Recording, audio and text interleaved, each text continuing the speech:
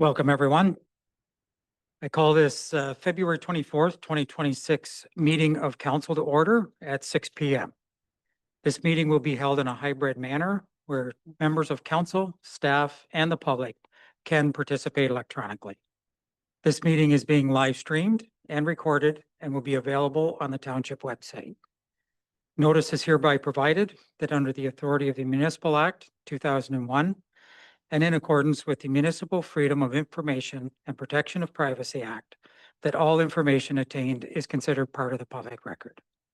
All rules apply to the meeting as if everyone was attending in person, and if there is a problem with the technology impacting the proceedings of the meeting may be recessed. And in the case of an emergency or fire, please just make your way to the nearest exit and in a calm and orderly manner. So I would ask everyone that can to rise for the playing of the national anthem.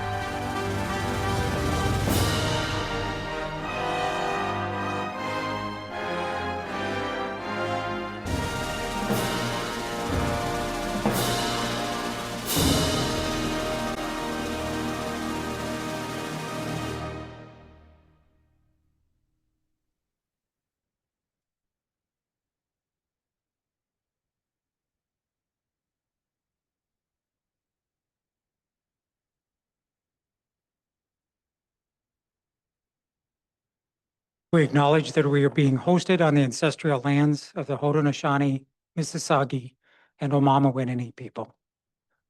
We acknowledge and welcome the presence of all Indigenous people, including the Métis, Inuit, and other First Nations from across this vast land who also make this place home. The lands we are on today are recognized in the Two-Row Wampum, Dish with One Spoon Treaty, Treaty 27, and the Crawford Purchase. And the first item up is the confirmation of the agenda.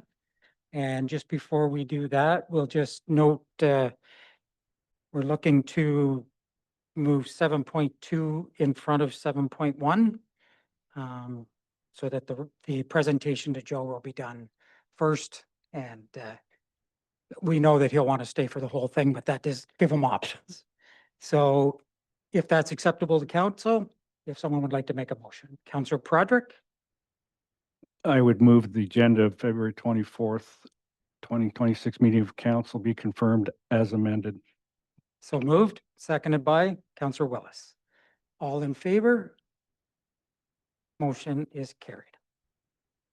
And I will mention that Councillor Budrick did send his regrets for this evening, and Deputy Mayor Townend is attending virtually. So he is on the screen. And Deputy, if I happen to miss when you want to speak or anything, if I miss your hand, please speak up. Thanks. So with that, we will go to the presentation of Certified Municipal Manager Accreditation Certificate to Joe Gratton. Thank you. It gives me great pleasure this evening to present our 8th staff member with their CMM award tonight. The Certified Municipal Manager Certificate is an accredited recognition of all educational and work experience for municipal employees.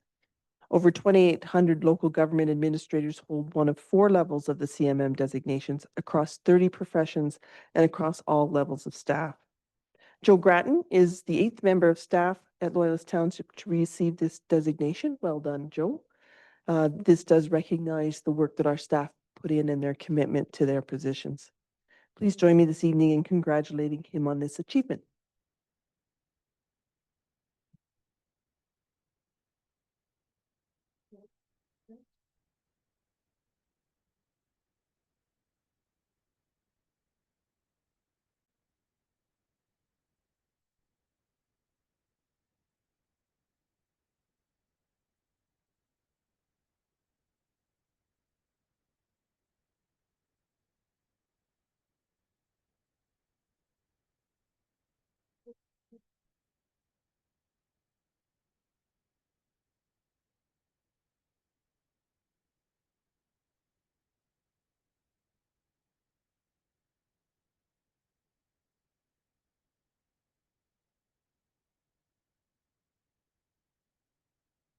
I'd just like to congratulate Joe on his accomplishments. And as always, it's great to see the different staff members excel in their career and in their education and be recognized for it. So thank you so much for everything you do and achieving this milestone with the certification as well. Thank you, Joe. Okay. So the next item up is John Mascarin, Integrity Commissioner from Aird Berlis LLP, to present the final Integrity Commissioner Code of Conduct Report. Welcome, Mr. Mascarin. How are you? Good evening, Mr. Mayor and members of council. I'm fine. Thank you very much. I'm here this evening, Mr. Mayor and council, to present our Integrity Commissioner report with respect to Councillor Jake Ennis. And you'll see that there are 2 complaints that we investigated. Our report was submitted on February the 11th. We took a little bit longer than usual with this report. Our standard, as set out in your complaint protocol, is approximately 90 days. The reason for the delays are set out in the report itself, primarily because we hesitated to commence an investigation immediately. We were advised that the entire matter dealing with the ward boundary review and the OLT matter that it had progressed to was a matter of some contention in the municipality, and that we might be receiving a number of complaints.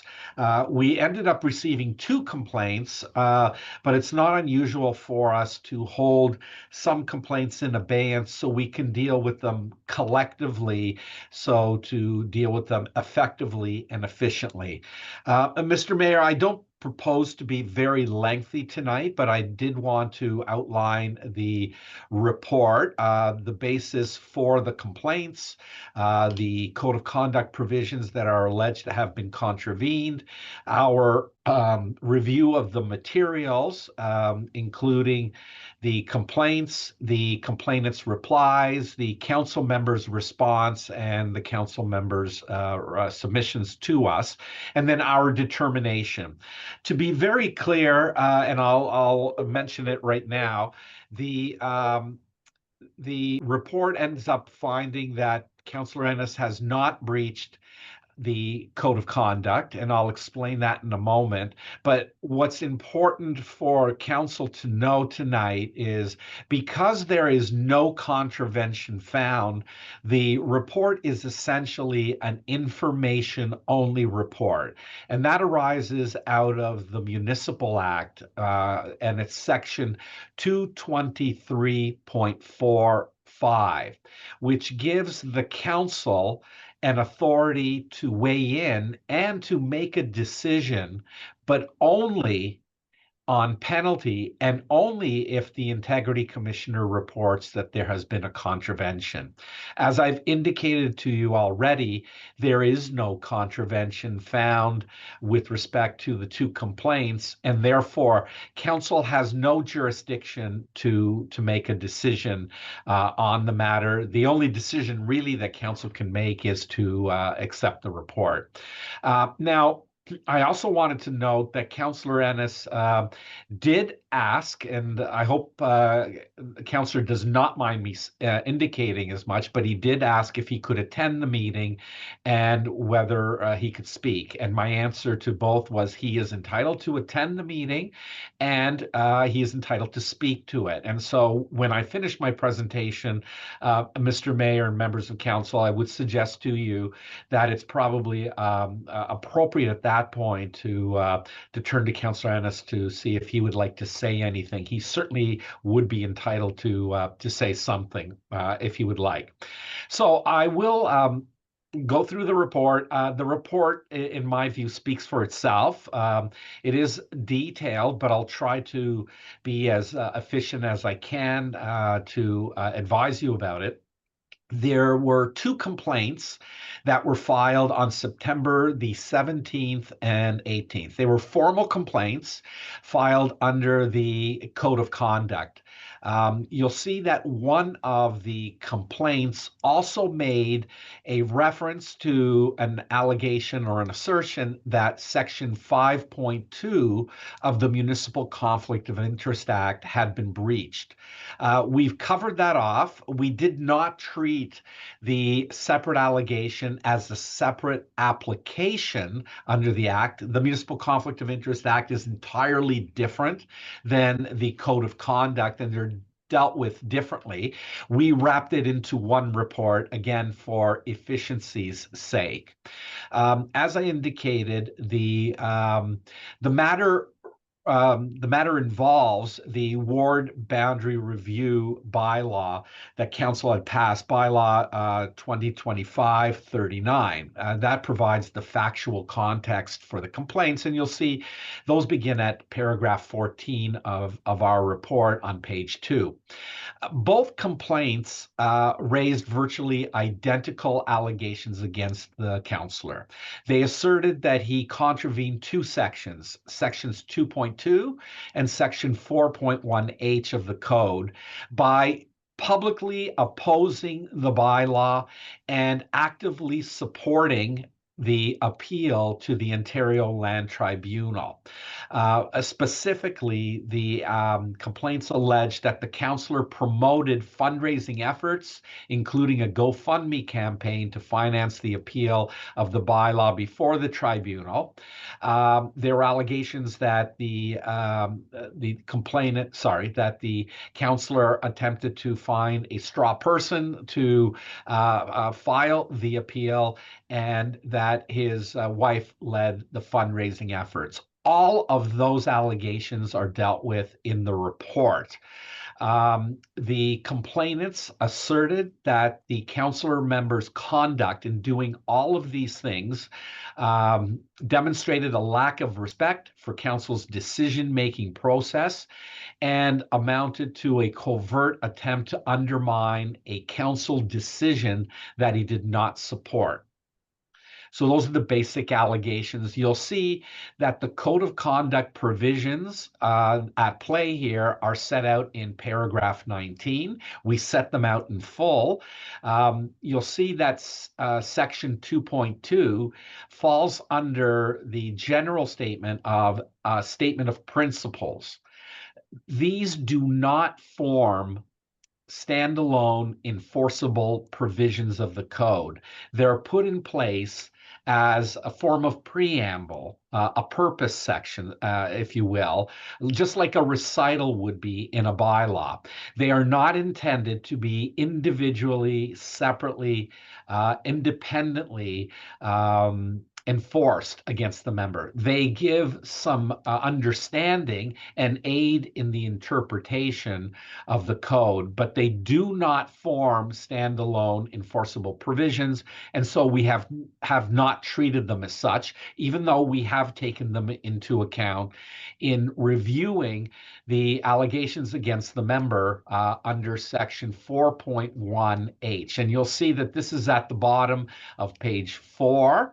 Under general obligations, it says, in all respects, a member shall, and then jumping to H, accurately communicate the decisions of council and respect council's decision-making process, even if they disagree with council's ultimate determinations and rulings. So that's the basis of the 2 complaints.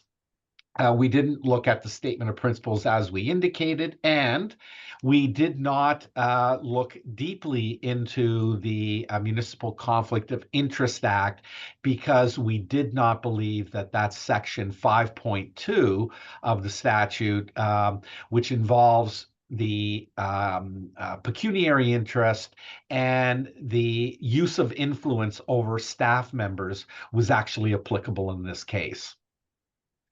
You'll see beginning at paragraph 25 of our report, we've indicated what we reviewed. We reviewed the complaints and all of the supporting evidence, the counselor's response, and the complainant's replies. We also did review a number of media stories that were circulating, and we did receive, interestingly enough, some third-party information after we had already started our investigation. And we did look at the material. We don't typically do that because it's inappropriate to receive information incrementally or evidence incrementally, where if it is goes towards showing a contravention, we would then have to stop and advise the respondent member of the matter and recommence again in order to afford procedural fairness. In this case, we did review the additional materials that had been provided to us, but in our view, they did not turn the tide and create a contravention on the part of the member of council. So we did review the material, but as I indicated, it didn't seem to us to make a difference to our ultimate determination. You'll see at paragraph 31, we refer to the standard of proof. It's on a civil standard, which is a balance of probabilities. So it's not like a criminal standard where it's beyond a reasonable doubt. All we have to do is find that we believe that the member may be more likely than not have contravened the code, and we could find a contravention. In this case, we did not find that. We found that it was the opposite. Our review of the materials and the evidence appear to point to the member being entitled to do what he did without contravening the code. You'll see beginning at paragraph 32, we set out the full background and allegations as to the matter. And then there's a number of quotations, some citations from certain things that we've cited to give you the full breadth of everything. The counselor always responded within the time limits that we provided to Councillor Ennis. It was very respectful and forthright in his dealings with us. One thing that I do want to point out is Councillor Ennis at one point had reached out to us for some advice, and we had provided him with advice saying you should not attempt to counter council's bylaw. You shouldn't take efforts to council to counter council's bylaw. Council has expressed itself. You're a member of council. You should follow what council said. Councillor Ennis respectfully indicated that he didn't believe that that advice was appropriate, and he cited the Canadian Charter of Rights and Freedoms, his right to freedom of expression. With all due respect, the Charter did not, I think, totally apply in this case. However, I do want to point out that around the time that Councillor Ennis did ask us for the advice, there had been a court decision, and you'll see one of the main reasons that we've made our determination is based on an Ontario Divisional Court decision in Jubenville versus Chatham-Kent. And that involved a decision of the municipality of Chatham-Kent, and Councillor Jubenville fighting against the decision and continuing to disagree with the decision afterwards. And that was brought before the Integrity Commissioner in Chatham-Kent. And the Integrity Commissioner made a determination on a provision that is very, very similar to the one that is at play in this matter, Section 4.1H. And in that case, the Integrity Commissioner felt that Councillor Jubenville's efforts to fight against the decision of council to seek an overturning of council's decision was wrong and unreasonable. And that went to court. And the court said the Integrity Commissioner's determination was itself unreasonable and overturned the decision. We found that this provision was very similar. In that case, Councillor Jubenville was seeking a judicial review, which is a review of the decision of council, something that you can do under the Judicial Procedure Review Act. In this particular case, it's an even stronger indication because there is an as-of-right appeal to any person to be able to file an appeal. We believe that the determination in Jubenville aligns very, very closely to this particular instance. And in fact, this case may be even stronger because there is an as-of-right appeal to bring forward an appeal to the Ontario Land Tribunal from a ward boundary review bylaw. So that was one of the reasons why we decided that there was no contravention. There was also a very recent decision out of the city of Dryden in northwestern Ontario, where, and this is the case that we cite, the report that we cite at paragraph 75, where the council member attempted to go forward and bring a judicial review of a workplace harassment investigation after council had made its decision. And in that case, the Integrity Commissioner, which was not us, indicated that there is nothing that in a code of conduct that can preclude a council member from exercising their rights at law to be able to challenge or bring forward a judicial review application, or as we would submit in this case, bring forward a possible appeal. Now, Councillor Ennis was not the appellant. The evidence appeared to show that he may have sought out someone and may have even helped someone to do that. We find that that is not disrespecting council's decision. He's entitled to do that at law.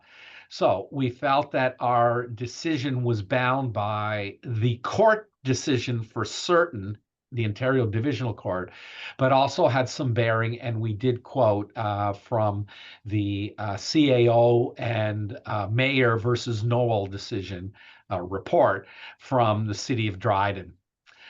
In this case, we found that the member did not did not act contrary to what Section 4.1H said. And so therefore, our ultimate determination is that Councillor Ennis did not breach the Code of Conduct, Section 4.1H, and that is our determination. We did not feel that he disrespected council's decision. He had a different view, and he attempted to use his rights at law to counter that, whether it was working with someone and helping forward with the matter. The allegation that he was aiding and abetting his wife to raise funds is a matter that he dealt with, and we've dealt with it here. His wife is a different person, and while yes, they are spouses of one another, you cannot draw a direct parallel and connection between what a person's spouse does and what the member themselves does. So we didn't feel that any of that led to a finding of contravention. So our conclusion is, on a balance of probabilities, we are not satisfied that Councillor Ennis failed to respect council's decision-making process in accordance with the specific wording of the Code of Conduct. His conduct consisted solely of publicly expressing disagreement and supporting a lawful appeal process, and perhaps efforts to propagate a different view from council. Quite honestly, this is very different than he making a decision and going in front of the OLT and standing up and saying, I'm a member of council and I want you to hear what I'm going to say about it. So we do not believe, and it is our opinion that is expressed in the report, that Councillor Ennis has not breached the Code of Conduct, and therefore that's what we've found. We've provided the report to council for you to receive tonight, and as I indicated, council has no authority to make a different decision. That's been decided in a number of cases. The investigative role is the Integrity Commissioner's role. It is not the role of council. Council has an adjudicative role if there is a contravention found, but there isn't in this case, so council has no role in making a decision or in attempting to change our findings. So, Mr. Mayor and members of council, that is my report. I've tried to be as brief as I could about it. I'd be pleased to attempt to answer any questions that you may have about the report, but as I indicated to you before, Councillor Ennis is entitled to be here tonight, and there is no pecuniary interest, so he didn't have to declare a pecuniary interest, and he certainly doesn't have to absent himself. And he indicated to me, he asked if he could speak, and I indicated that he was entitled to. My submission to you is, perhaps before you ask questions, you might wish to listen to Councillor Ennis to see if he has any comments he would like to make. Otherwise, I'd be pleased to answer any questions. Thank you, Council. Thank you for the presentation and the clarification. I'm going to follow your suggestion and turn it to Councillor Ennis if he has any remarks that he wants to give, and then we'll come back, and if there's any questions for clarification for you, Mr. Mascarin, we'll entertain those, and then we'll move on to the recommendation that's suitable. Councillor Ennis? Thank you. I think the commissioner's decision is an important one. It offers needed clarity on the code for members and for members of the public. I think the opportunity probably exists or may exist for loyalist staff and council at some point in the future to consider updating loyalist code of conduct to ensure that its language is clear and current. In light of this decision and in comparison to the codes of other municipalities, I think it's worth noting that it's not just this complainant that had this notion that, once council makes a decision, councillors are compelled to agree with it or remain silent. I can remember doing AMO, introduction to being a councillor type training in my first year And the instructor there referred to the same old notion. Even then, I didn't obviously agree with it, with the notion.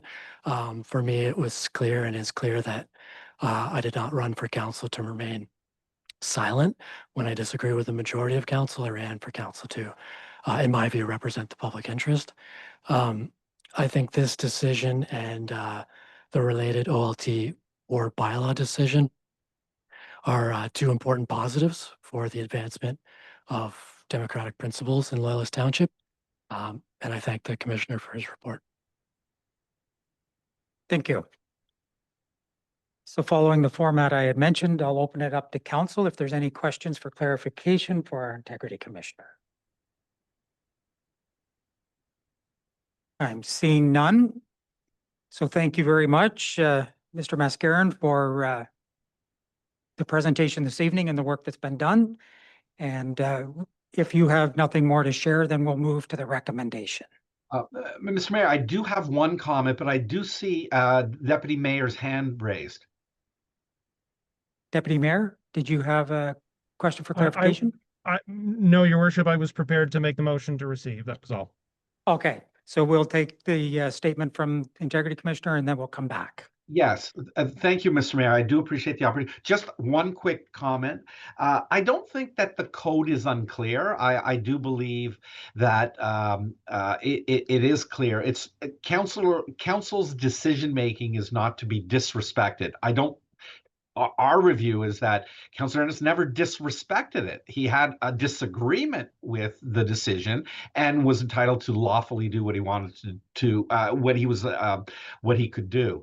I do want to just make one quick note. The province is proposing to put forward a uniform standard provincial-wide code, which is supposed to be in place for the next term of council. I had spoken to your clerk before at some point saying, hey, we might need an update to your code, but we decided that we would wait to see what the province would bring forward. I don't know when it's coming. As you probably know, Council, Bill 9 is waiting third reading at the legislature. When the legislature convenes in March, it might decide to do something about Bill 9, and one of the regulatory authorities is the ability to bring forward a standardized uniform code. So I would suggest that perhaps the timing might be for the new council to see what that new uniform code says, and perhaps if it allows you an opportunity to still change things in the code to augment it or supplement it, then you may want to do that at that time. Very good. Thank you for the information and the suggestion. I appreciate it. So if there's nothing else, I will go back to the deputy if you're wishing to make a motion. Yes, through you, Your Worship, I move to receive the report from the Township's Integrity Commissioner, John Mascarin. So moved, seconded by Councillor Parks. Any comments from the mover? No, sir. Seconder? Other members of council? Being none, call the question. All in favor? Motion is passed. Thank you, Mr. Mascarin, for your assistance in this. We really appreciate it. Thank you very much for the opportunity to appear here tonight, Mr. Mayor. Good evening. Okay, so that one's done. Open forum. 15 minutes of the meeting has been set aside for open forum. Any individual may address council regarding an item on the agenda, excluding matters under the statutory public meeting section on the same agenda. Each person has 3 minutes to speak. Anyone wishing to speak could register in advance, which we had none. I will also go to the virtual audience and just request that if anyone in virtual audience wishes to speak under open forum, to please use the raised hand feature so we know to bring you into the meeting. Turn to the deputy clerk. Through you, Mr. Mayor, there's no one in the virtual audience with their hand raised. Thank you. So that completes open forum. On to items for consideration. Gift agreements with naming rights for the W.J. Henderson Community Center. Welcome the CAO.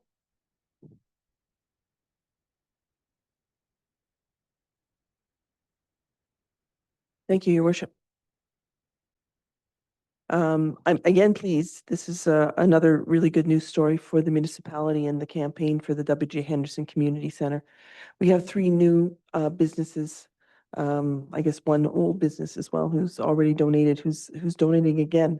So we're very, very fortunate in Loyalist to have great support from our businesses and families here in Loyalist, and I'm very appreciative of them stepping up.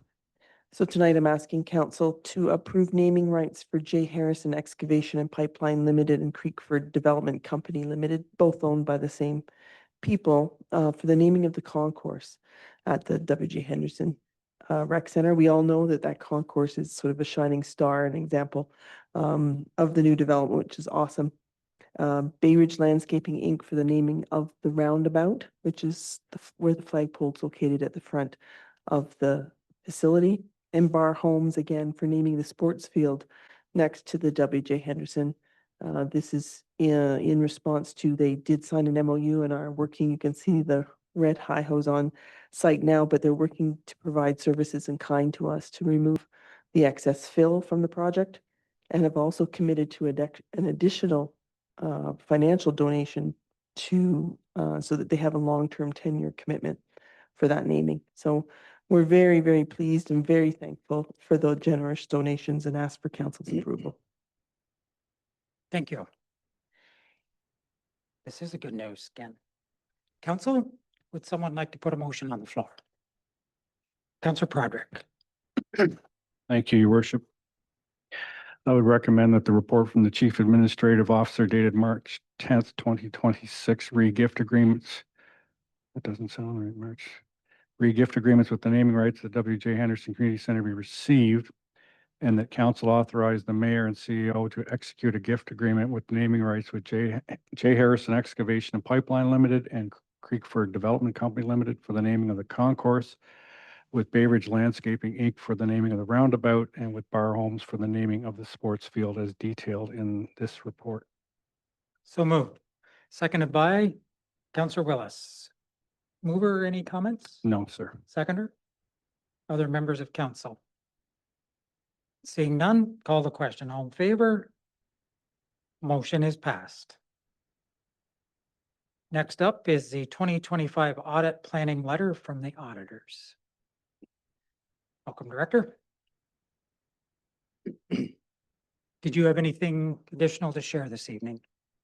Thank you, Mr. Mayor. Nothing really, other than this is a fairly straightforward planning document that auditors put out every year. It's really just to give council just a high level idea of kind of what their plan is and what the materiality is and kind of just their plan, and to give council the opportunity, if there's any concerns that they may have, that they could share them with the auditors. So that's really all it is, and just looking for approval. Thank you. So we do have a recommendation before us. If someone would like to put that on the floor, and if there's anything additional that you wish to have included in the audit, to include it in the motion, please. Councillor Willis. I move that the report from the Finance Department dated February 24th, 2026, read 2025 audit planning letter from our auditors be received, and that the mayor and deputy mayor be authorized to sign the attached audit planning report. So moved, seconded by Councillor Parks. Any comments from the mover, the seconder, other members of council? Call the question. All in favor? Motion is passed. Thank you. Next up is a Lighthouse Park license agreement. Welcome. Through your worship, I don't have anything to add that's not in the report. Okay, thank you. So we have the recommendation before us. Would someone like to put a motion on the floor? Councillor Parks, or sorry, Councillor Broderick. I would recommend that the report from the Clerk's Division dated February 24th, 2026, re Lighthouse Park license agreement be received, and that the mayor and CAO be authorized to execute the license agreement as attached with the Minister of Fisheries and Oceans on behalf of His Majesty the King for a 5-year period with the option to renew for a further term of 5 years. So moved. Seconded by Counselor Ennis. Comments from the mover? No. Seconder? Other members of council? Call the question. All in favor? Motion is passed. And now we will be going into committee of the whole. I would entertain a motion to go into the committee of the whole. Counselor Willis. So moved. Seconded by Deputy Mayor Townend. Call the question. All in favor? Motion is carried. I will now turn the floor over to the deputy clerk so that someone can be appointed to chair the committee of the whole. So since the deputy mayor is virtual, as per our procedural bylaw, he is unable to chair. So I'm looking for nominations to chair committee of the whole tonight.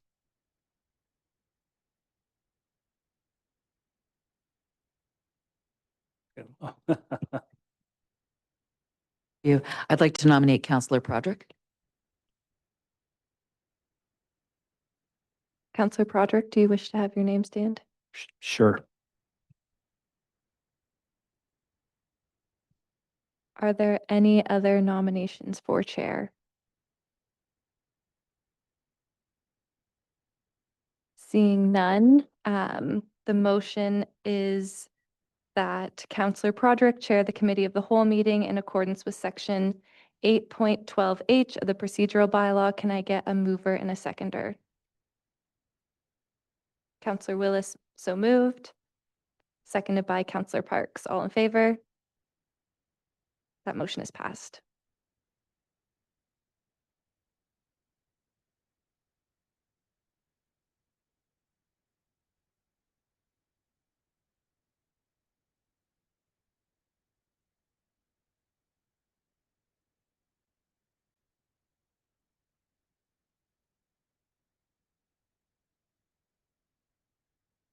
Okay, I call this call to order the committee of the whole at 6:42. Do we have any declaration of pecuniary interest in the general nature thereof? Seeing and hearing none. Items consideration, election bylaws. Election sign bylaws, sorry.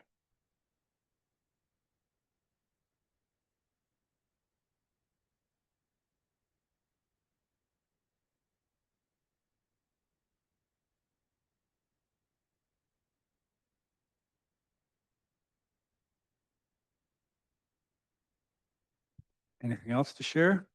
Good evening, committee. So before you tonight is the proposed draft election sign bylaw for Loyalist Township. Currently, the township does not have a bylaw enacted to regulate election signs. So when drafting this proposed bylaw, staff took into consideration the county's election sign bylaw and the other 3 lower tier municipalities' election sign bylaws to ensure that the proposed bylaw would have consistency in relation to boundary areas and roads. The proposed bylaw takes into consideration regulations to promote road, vehicle, and pedestrian safety. We will also be sharing a graphic that visualizes some of the specific restrictions and permissions proposed in this draft. So I'll just pull that up now.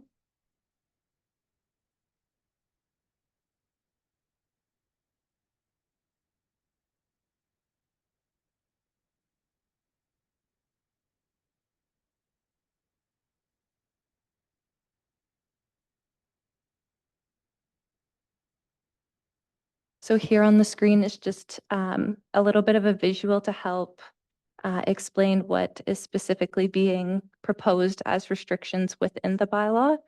I would also like to advise the committee that there is a formatting error in the proposed draft bylaw for section 3. So for section 3, placement of election signs on private property, the numbering should start at 3.1, not 3.4. And staff are here to answer any questions and receive comments and feedbacks from the committee tonight. Thank you. Anyone have any questions? Comment? please. I know, I can't speak to the last election, but I know in 2018, there was a limited amount of time before the election date or the first voting date that the signs could be put up. And as I read this now, if someone signs their nomination papers and puts them in May, they could start putting up signs in May. And my comment is, I think that's too early. I think that we need a tighter timeline, 30 days, 45, whatever that should be, because I think we risk dulling voters and they'll never really know when the election is happening.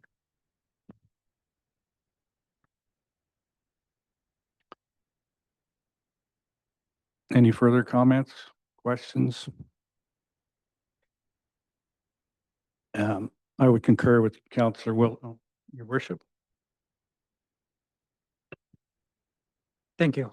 Through you, I was just going to agree with Councillor Willis. In the past, part of the time frame, the reason for the time frame was because it's a time of year where it's really hard to keep signs in place and keep them reasonably aesthetically pleasing.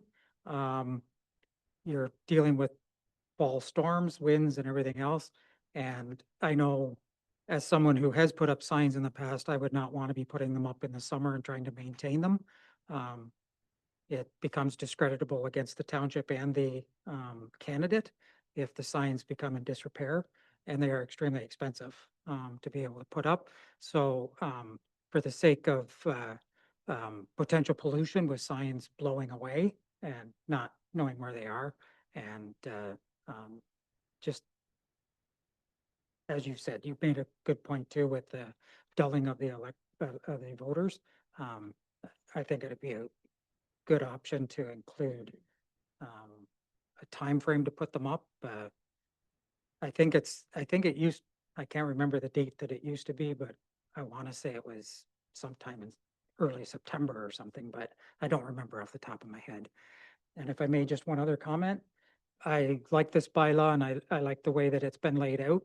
The placement of the signs are amply allowed while making sure that safety is taken care of. The visibility triangles, the area around the roundabouts, things like that. With my background, that's always a big thing, is to make sure that the safety and the visibility is taken care of.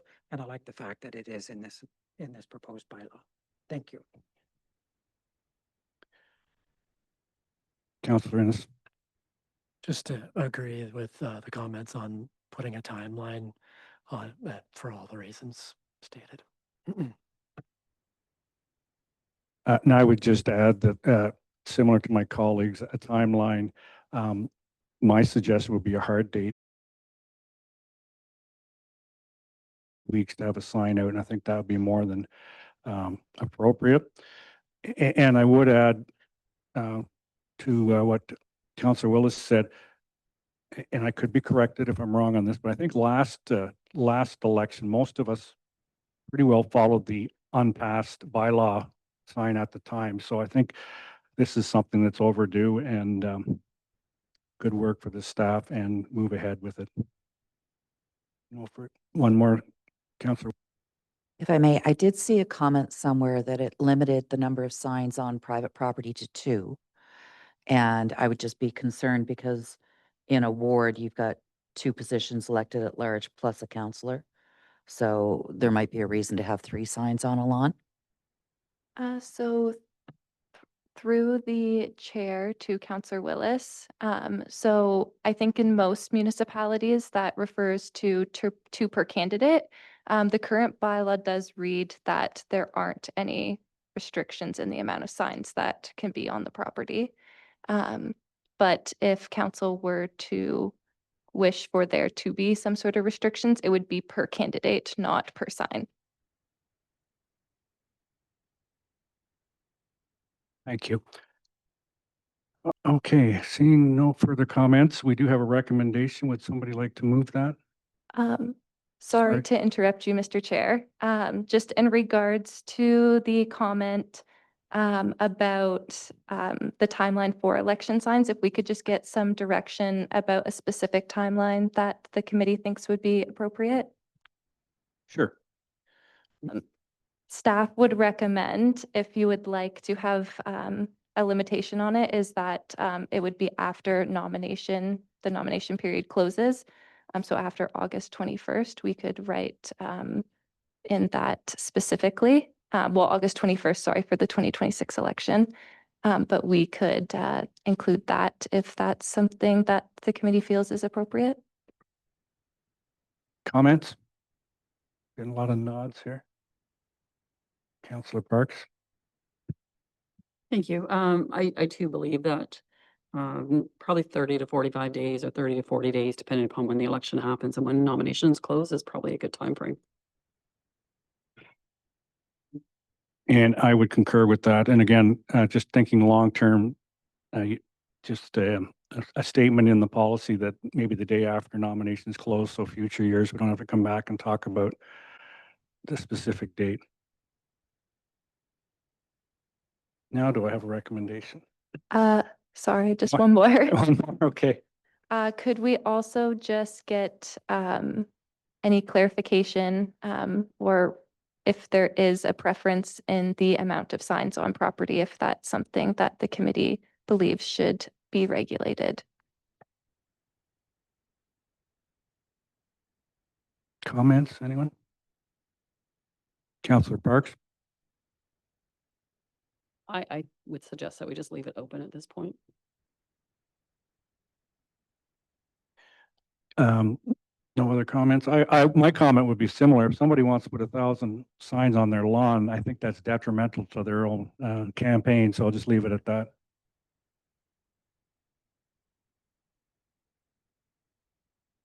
Okay, we have a recommendation. Would somebody care to move it, please? Councillor Willis. Move that the report from the Clerk's Division dated February 24th, 2026, re-election signs bylaw be received, that the comments provided at this committee of the whole meeting be referred to staff to incorporate into the draft election signs bylaw, and that an election signs bylaw be brought to a future council meeting for consideration and enactment. We have a seconder. Councillor Ennis. Any comments? Councillor, any comments? No. Call the question. All in favor? That motion is carried. 1332, historic settlement signage.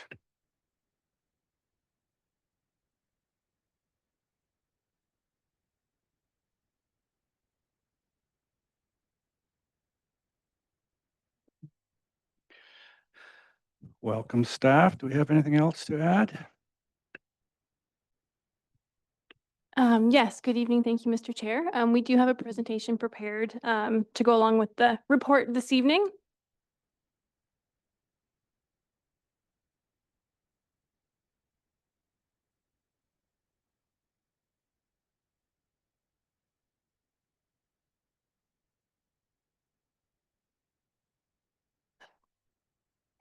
Oh, thank you. Okay, so thank you again and good evening, committee members. As mentioned, staff have developed a short presentation to go along with the report this evening. Before I begin, I would like to acknowledge the support of other divisions who have helped gather the information behind the scenes for the presentation and the report that's being presented, including Public Works, Planning, Communications, and GIS. So as you all know, this initiative stems directly from the 2024 through 2027 strategic plan. Under the strong communities priority, the township committed to promoting Loyalist identity while recognizing contributions of heritage and tradition within each community.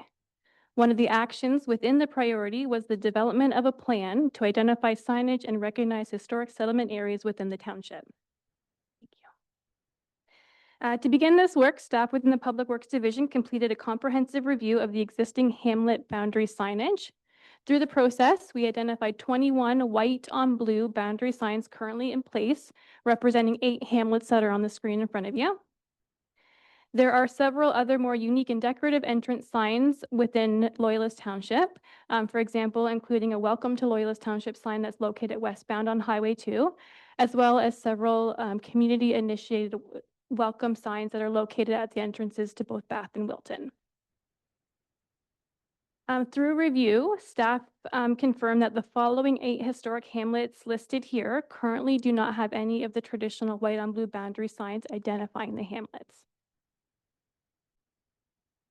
To help prevent signage clutter, reduce costs, and improve visual consistency, staff are recommending replacing all of the existing white on blue boundary sign faces with updated designs while reusing the existing signposts where feasible. Locations approved for signage that do not currently have signposts would require new installation. Staff recommend that both the new and replaced signs be installed using double posts. If there are existing signs in place, for example, the more decorative welcome signs, which you see in Wilton and Bath, those signs would remain and would not be touched. If council wishes to proceed with the project, staff are seeking council direction on whether to proceed with the full list of hamlets as presented or a refined list. On the next slide here, the GIS division has very kindly created a map to help showcase the distribution of the historic hamlets across the township. If you can look closely, there are little red dots that show a very rough understanding of where the existing signs are currently located. Should council wish to proceed, staff within the planning division will help to confirm the historic boundaries and establishment dates before installation to help ensure accuracy. Staff note that under this approach, signage for Bath, Millhaven, Wilton, Switzerville, Violet, Morven, Odessa, and Amersfoort would continue to mark the settlement boundary lines established through the 1998 amalgamation. For all other hamlets, signage would be installed as close as reasonably possible to the historically recognized settlement boundaries. If additional historic hamlets are identified through further research, they would be added to the project provided it could be accomplished within the approved budget. Just before we move on to the next slide, I would like to note through discussion that it was identified that there is currently perceived to be missing signs both on county roads and MTO roads. For any perceived missing signs on county roads, new signs can be installed once permission from the county is obtained. For any perceived missing signs on MTO roadways, staff would be required to submit a service request to MTO for signage and installation at the identified locations. So 2 draft designs have been prepared for council's consideration this evening. Both options use the same dimensions as the current white on blue signs, which are a standard 72 by 24-inch engineer grade sign. Keeping this size allows us to reuse existing signposts where possible and manage costs effectively. If council wishes to proceed, we are seeking feedback on the preferred design elements, including color, terminology, size, and decorative features. Once direction is provided, we will work with communications and the sign fabrication company to finalize the artwork. I would like to highlight that if council directs staff to proceed with this initiative, consultation will be required with both the County of Lennox-and-Addington and MTO. Through some preliminary discussion with the County of Lennox-and-Addington, they have shared that the preference would be for the township to go with a blue or black sign for consistency with other municipalities along the county roadways. MTO does have very specific standards for design and signs located along the highway corridor. These designs presented today do not meet the MTO standards. If council so chooses, staff can engage with MTO to ask for specific consultation regarding the design, looking to seek permission to use the modified design approved by council. MTO may accept this request or restrict it and have any new signs be the standard white on blue that currently exists today.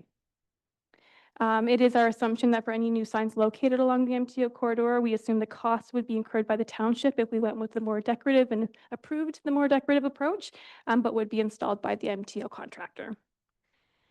Locations potentially impacted by the MTO sign regulations would include the hamlets of Millhaven and Amersfoort and potentially Bath if the locations of the signs are outside of the connecting link boundaries. So in summary, we are seeking council's feedback and direction on the fabrication and installation of approximately 40 signs for the listed hamlets identified, including replacing the existing sign faces, adding new signs for hamlets that are currently without signage at a total cost of approximately $20,000. That cost would include fabrication, materials, and installation, which would be provided by the Public Works Division. If council wishes to proceed, Staff are also seeking authorization to establish a dedicated capital cost center for this project and allocate the required funds from the 2026 capital reserve.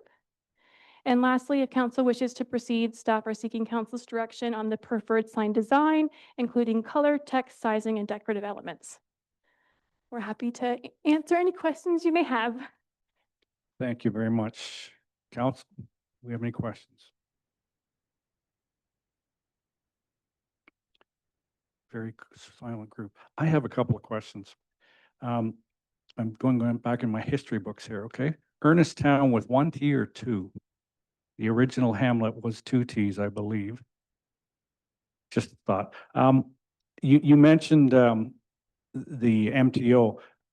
Do you have a sort of an idea what, like the idea of the historic village of Bath, let's say, are they looking more for just simply Bath? Is that sort of their standard that we wouldn't want to necessarily go with? Yes, thank you, Mr. Chair. So from our understanding, MTO is more likely to stick with the standard. They obviously have a lot of processes in the back end that they have to go through. And anything unique like this requires different processes. There would be rules around upkeep and who's responsible for that type of upkeep. So we're not quite sure how likely it is, but staff can definitely engage in the conversation if council so wishes. Thank you. Well, that's it. I guess we have a recommendation. Would somebody care to move? Question or recommendation? Oh, sorry, comments. Just because you asked for feedback on the designs. Personally, I'm leaning toward the blue, and you said that that was recommended, and the example that we have back there of the blue on the font and everything on that's nice. Do want to be careful that we're getting the right terminology, hamlet, village, settlement, what have you. So, but I'm sure there's local people that will set us straight if we're not correct. And thank you so much for doing this, because it's very important to people that live in the settlements that aren't signed right now.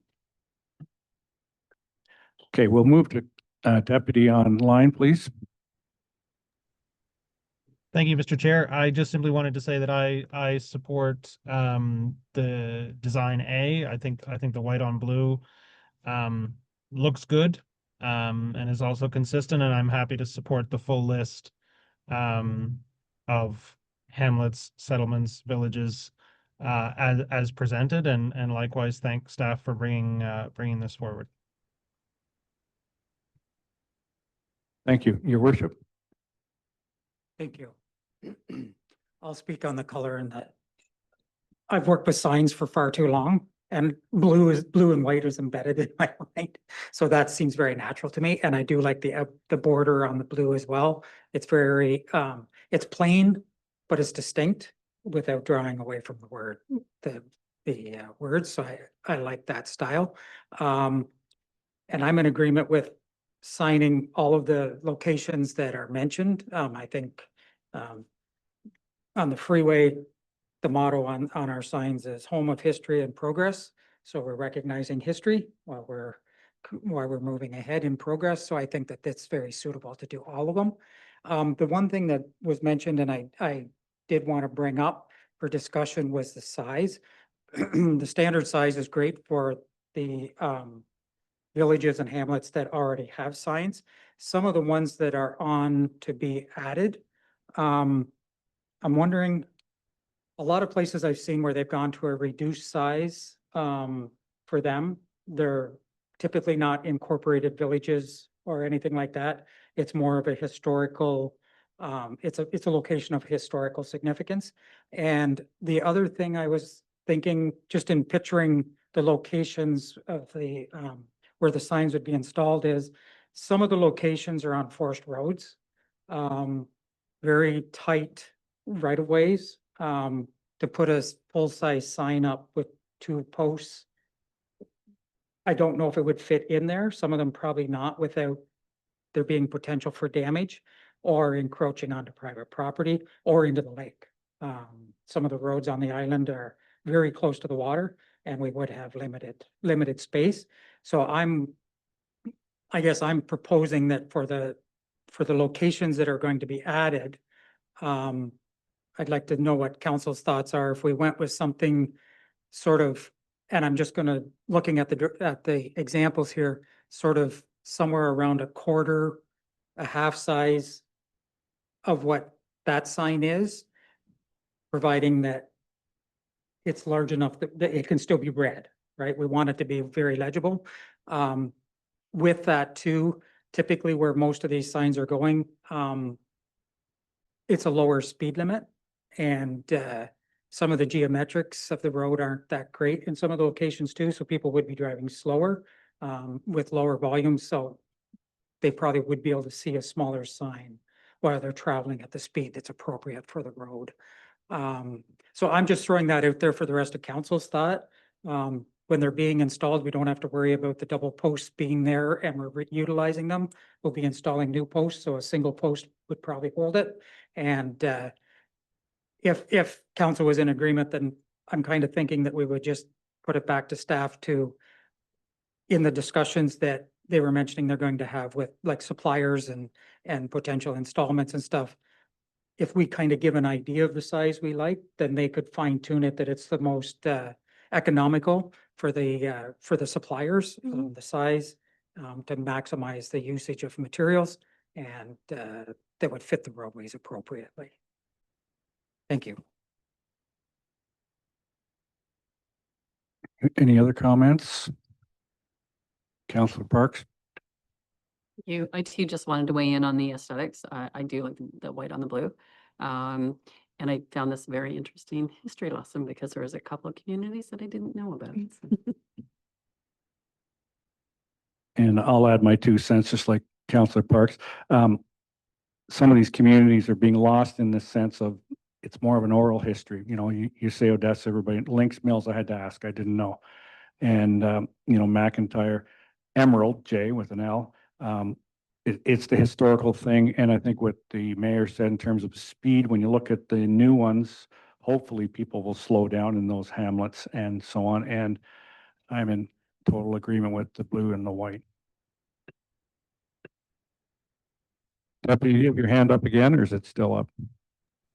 Yeah, no, I put it up again, go for you, Mr. please. Chair. I was just going to agree, with the mayor that I would, you know, in terms of size and, you know, efficient use of materials and production, et cetera, I would refer that back to staff.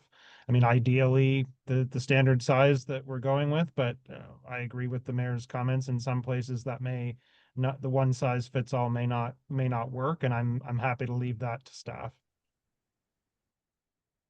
Thank you. Okay, we have a recommendation. Would anyone care to move that?